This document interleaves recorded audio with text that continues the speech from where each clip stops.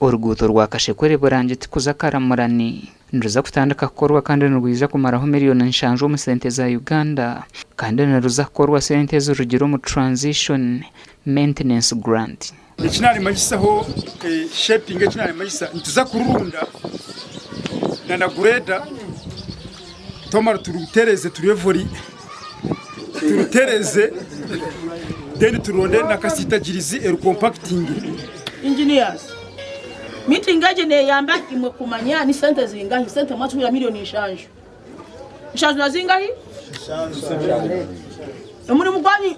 okunyamba namazima ogwo muri murogwa milioni 5 no gwa milioni 1 njo chikurusha meeting aje okurebeje ngudo bagikoraje tibagikoraje Kitanikano bashara mwahura karvati hato shanga abantu bonka bari kwigaza ki bari kwigaza karvati seze narishiba kibabatereho bwa offshoot neje mfreje bari kutamu kugira ngo amezi gareke kwirikanga hagati y'enguto hato bakigoreka nko wawe ugendo gwe blocking naci ukayita amezi gagaza nkayi gazo mu ngute ibaba poraningire kugira ngo ekorenke myaka 3 hato mwaka gumushange ngute yagireta enguto yasisikara kandi tandika kwetumbitira government. Uruguto rukaba rwakozwe nyuma ho bito habwa abantu kugumana batimba mabaru myegego yarwo rukagaraka rwasisikara. Something of the thought. Mwene uruguto rwizire kansoku yashitamire teki yareba ngo uruguto rwatarifiro hati tukarato mu district kabani yo airport tujya kufana tujya kufa